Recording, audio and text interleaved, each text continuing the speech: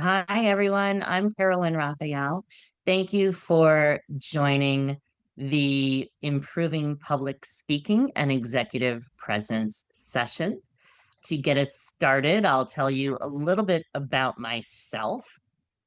I am the president and CEO of Winger Marketing, and I'm a board member of the American Marketing Association in Chicago.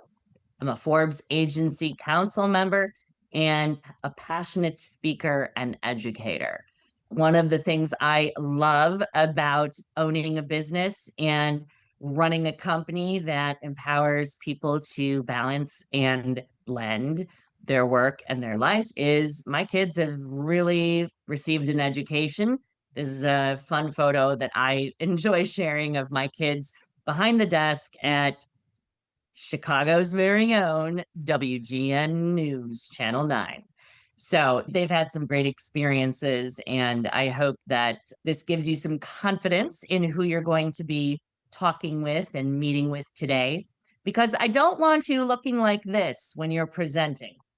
So we're going to talk about how you can stop showing up like this when you're asked to speak. And instead, I want you to command the room, share your message effectively, and show up like this. So this is my dog. He's owning it at the office. But this is what I want for you. I want you to complete this session and feel the confidence that you can present to people, that you're confident with what you're going to say and how you're going to look and appear doing it. So, our agenda today is pretty simple. We're going to talk about why you're smart. We're going to talk about the basics, the audience, your message, the opportunity. And if you do have questions, please feel free to message me via email. So, one of the reasons that I am so passionate about this workshop is because of AI. It will be disruptive to business, it will be disruptive to our economy and to communication. So, improving how you communicate in person and learning how to speak on stage and how to communicate your ideas with power are more important than they've ever been before. Because you know what? AI can't deliver your presentation from a stage. It can't close a deal and it can't present your paper to a classroom. So, before we dive in, I really want to start with the basics. And I want to understand where everyone is in this journey. So, as you start to think about your level of experience in speaking, let's go really basic. Do you know how to breathe? What if I told you that you've been doing it wrong your whole life? Are you shocked by this? I was shocked by this. So I learned this early on because I was a theater kid. And that meant that I was also in musicals. And so singing became a very large part of my life. And if you want to do anything with your voice, you must know how to breathe. Breathing is the foundation of being able to communicate, from your body language to your voice and even just your presence. Knowing how to breathe properly will give you power. Proper breathing actually starts in the nose and then it moves to your stomach. As your diaphragm contracts, the belly expands and your lungs fill with air. Humans are belly breathers, but most of us are either gasping for air in our mouth and filling our lungs directly, or we're gasping for air with our nose and losing power in our voice because we don't have any breath in our body to sustain the sound that's coming out of your mouth. Once you learn how to breathe, your voice will become more powerful and you will feel calmer and more authoritative when you're presenting. So, I do want to practice this, and it's not always the easiest thing to practice when you're sitting. I actually recommend doing this for the first time laying down. Put your hands right on your belly. And when you breathe in from your nose, I want your belly to go outward, right? So you can see here, this is not what we want to see. We want to see this. Your belly is expanding, and then you're going to exhale out of your mouth or your nose. But the inhale must come through the nose. It fills the belly with air. Chest and shoulders remain relaxed. Your belly expands, and then you exhale, then you repeat. So let's just do this a couple times. You should feel it contract when you exhale. And again, how does that feel? Does that feel different than your normal breathing? I want you to think about if you spend most of your time breathing like this, because this is typically how people breathe. If somebody tells you to breathe, you think you have to fill your lungs. That's not how it works.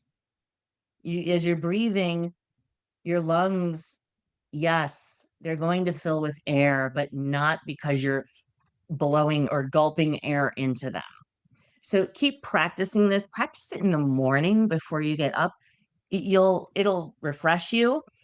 It'll give you energy. And when it becomes second nature, you'll be able to talk without having to gasp for air. All right. So now that we've practiced, let's talk about presence. Do you have presence? Do you know what that is? Sometimes in theater and in Hollywood, we call it the it factor. So it's a blending of charisma and confidence. And if you don't think you have presence, that's okay, because you can learn how to have presence and you can improve how you show up and look, and you can feel confident just by breathing and understanding where your body is in space. So I want you to notice I'm showing you a picture of a woman who has her arms out. She's gesturing. She's also pointing at a screen. So she's facing the audience. Her legs aren't too wide apart, but she has a powerful stance that is supported. This kind of stance will prevent you from rocking back and forth. You want to plant yourself on the stage or in front of the room. If you're sitting while you're presenting, there's a few things you can do. Make sure your shoulders are back, make sure you're breathing, and please have both feet on the ground. This will prevent you from spinning your chair, and it will also just make sure that you're more intense, more focused, and paying attention to the energy online. There's a few other things, women, I want, and men, you to remember before you do a panel discussion or get up on stage and sit down, or even just sitting in a meeting. Women, please keep your legs closed.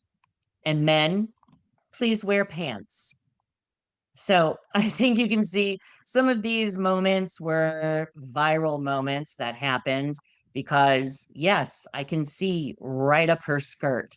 And a lot of times when you're presenting at a conference, you'll be on a stage, everyone is lower than you. So they're just looking right up your skirt. Women, you might want to consider wearing a longer dress or skirt if that is something you're doing. Again, men wear pants, and also nothing wrong with women wearing pants. So make that choice. I want to show you a photo of me moderating a panel, and I have completely slipped into my Zoom mode. So, no matter how experienced you are, this is something that you need to remind yourself and check throughout the process, throughout the presentation, because we got really comfortable. We were chit chatting. You can even see we were so comfortable that one of our speakers brought coffee up to the stage. And we were all putting on our hats for the client, and they had the client logo on it. I love that she wore it upstage because she's such a wonderful character. You got to remember that your body language is saying something, how much you care about what you're talking about. So, posture is really important, and also cheating out to the audience, right? So these chairs on the end here, they could have been angled out a little bit more to make it easier for everyone in the audience to see us.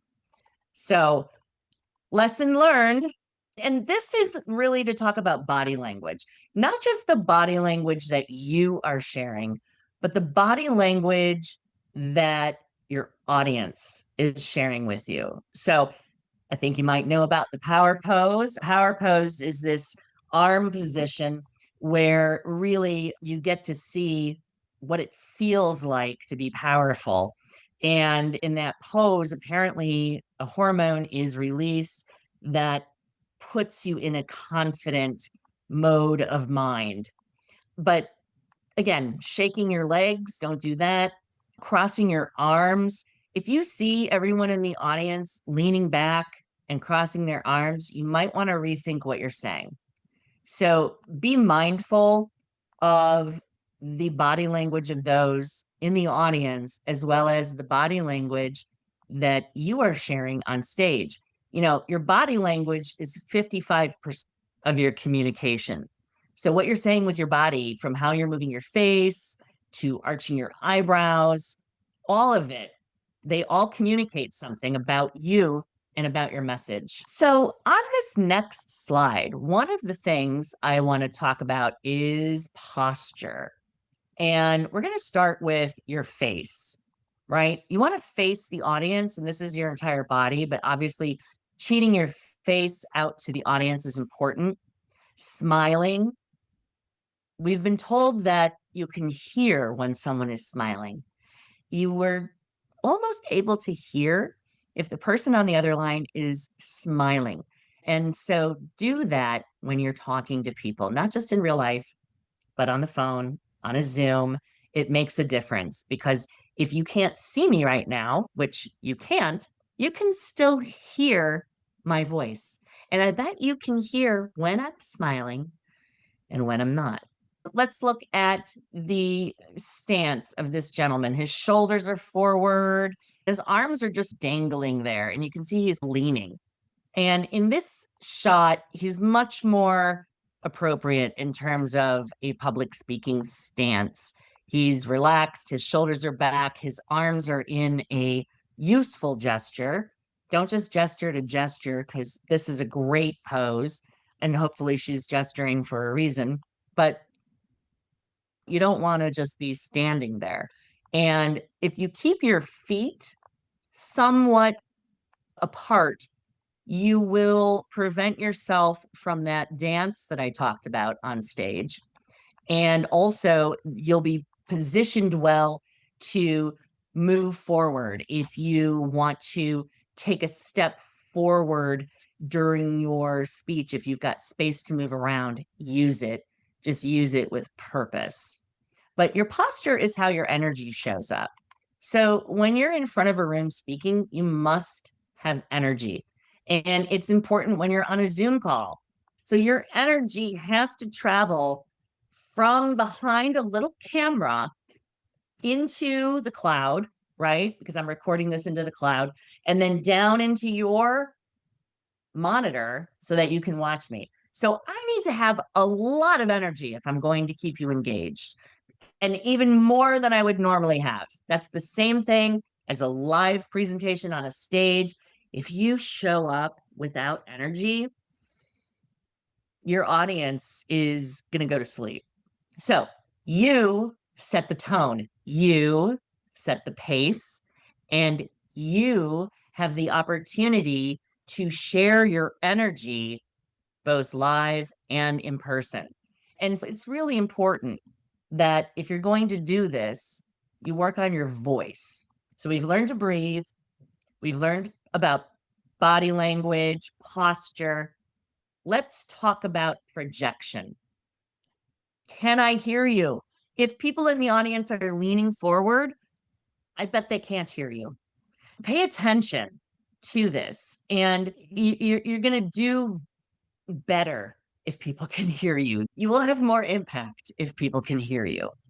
And that doesn't mean just rely on the microphone, because a lot of times the microphones that you're going to be handed are directional. So you move your head and the sound disappears.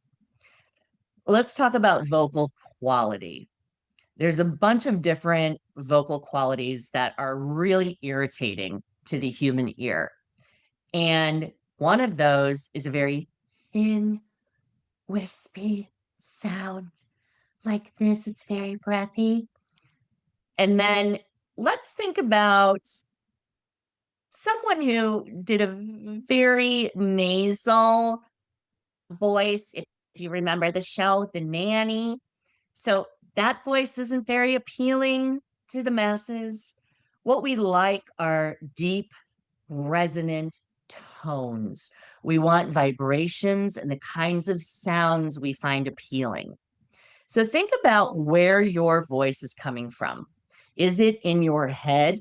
Are you a nasal speaker? If you're from the Midwest, you probably have a little bit of the nasal that you're going to want to work on. In New York, they have a little bit more in the throat.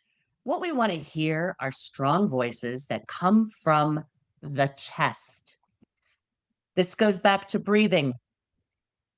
I want my vibrations to resonate here in my power source and then come out of my mouth. So even if I think this graphic is actually showing us it's resonating and then it's vibrating and then you have breathing, the reality is that's a process that you can control based on where and how you position your voice, right? You want to have that breath and that tone and your body synchronized so that everyone can hear you and they can understand you. One of the ways you can do this, engage your core, right? Breathe deeply into your diaphragm, maintain your upright posture, and direct your breath forward rather than trapping it in your throat. This is where your breathing comes in and enunciating what you are saying. That's going to force you to open your mouth. It's a good thing to do before you speak is to practice some tongue twisters. So red leather, yellow leather is one that I like to do before I do any sort of presentation. And then, of course, Peter Piper picked a peck of pickled peppers.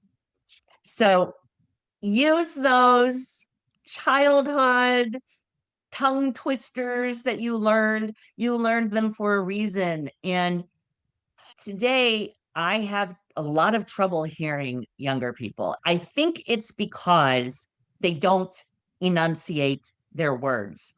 Most people speak with their mouths closed for a couple of reasons. One, lack of confidence.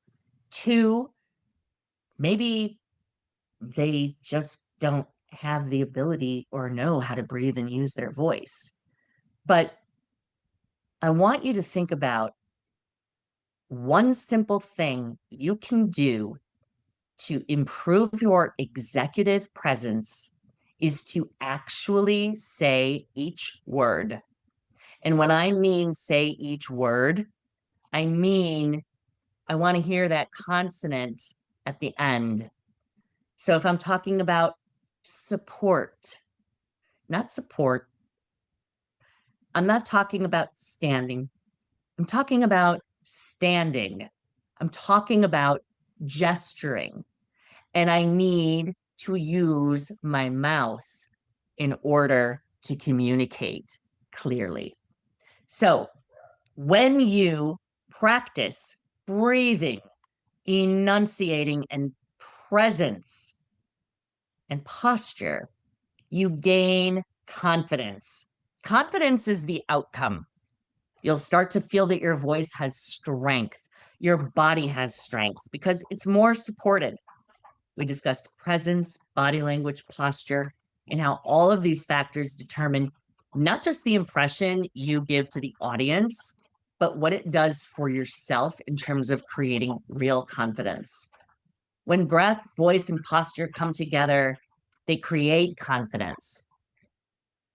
You'll start to feel it. And it's a feeling I want you to get to know because then you can remember how that feels and you can activate that and really eliminate the nerves that come to the surface the moment you step out on stage or the moment before you step out on stage. Breathing, posture, presence, enunciate. You're going to have confidence. And if you don't feel it yet, you will. It will come. So this is a fake it till you make it moment. All right. So before you even start thinking about what you're going to say, I want you to know who you're talking to. Who is your audience? The presentation that I am making right now has been created for individuals that want to know the basics of public speaking. That's the title of the presentation. And it was created to help people self select and register, right? Some of you are in sales, some of you are business owners, and you probably haven't done any public speaking work or courses since high school. So, if that's the case, I want you to really think about your audience and what's important to them. Give them examples that resonate with their lives, with where they are in their world. And when you do that research and you can do that homework ahead of time, you'll be much more successful in connecting with your audience and giving them what they want, right? So, I'm trying to provide you with actionable takeaways today, real life skills that you can implement immediately. And because I know your profile, that means I can connect with you with more relevant material. I'm giving you examples. I'm showing you, I'm demonstrating as much as possible on a Zoom call how to do breathing, standing, posture. So these are things you want to really understand what your audience needs, what they want from you, so that you can have a great impact. Then let's talk about message. This is a very simple formula. Once you understand who you're talking to, you can use this formula for anything. Tell them what you're going to tell them. This is your introduction, right? Then you tell them, you give the story. Then you tell them what you just told them. So tell them what you tell them what you told them. If you do this, I don't care if you are using it in terms of writing a paper, you have your intro, your meat, and your closing. Those are the three things. Same thing with the presentation, same thing with communicating any idea, right? When we started, I warmed you up, told you who I was, and then I showed you a funny picture of a monkey with really big eyes because it looks like that freak before you go on to speak and you don't really want to do it. Test it out, practice it. But once you have the idea of who your audience is, what you want to say, what's that core message, you can start to weave in those personal anecdotes and interesting tidbits of information like 55% of communication is body language. People will remember those kinds of things. You're going to have a greater impact, and it weaves the entire presentation together. So follow this formula, and I think you're going to figure out and find that people are getting what you're saying. So, opportunity. What is the opportunity if you become better at speaking and presenting? I'm going to tell you it's going to help you stand out in class, clubs, leadership roles, in the office. And this is going to boost not just interviews for college jobs and scholarships, but it will boost the ideas that people have about you, how they think of who you are, how they relate to you. Suddenly, you're going to become a lot more authoritative simply because you look and sound more authoritative. So, in summary, I want you to remember these items: breathing, practice it morning and night. It'll also help wake you up and calm you down. And then I want you to work on your posture and your presence. Your voice, where is it coming from? Are you a throaty speaker like Hillary Clinton? She lost her voice after speaking so much. But if you think about listening to her and her voice, it was all from the throat. And she would sound like she was yelling. I always thought she sounded like a teacher who was yelling at the top of the stage. And that is not who she is or who she was, but it sounded like that because her voice was coming from the throat. You want your voice to come from your chest, resonate with the breath, and let it come out naturally, right? And then you have confidence. So you get through those three things. The result is confidence. Then you can get to know your audience, and then you can start working on your message. I am available for one-on-one coaching. If you have a group or a professional group that needs a session, I love doing those. It's so much fun to actually come and work with you in person or even just to do a group on Zoom. If you are presenting at a conference and you need some help before you get up on that stage, whether it's a panel or your own presentation, I'd love to work with you to help prepare. I can even help you with writing the speech, coaching you on delivery. And then, of course, our bread and butter is public relations. And you really don't want people having a lot of awareness about you until you know how to show up as the best self that you have. So thank you very much for joining me today. I'm Karolyn Raphael of Winger Marketing, and I hope you have a wonderful year.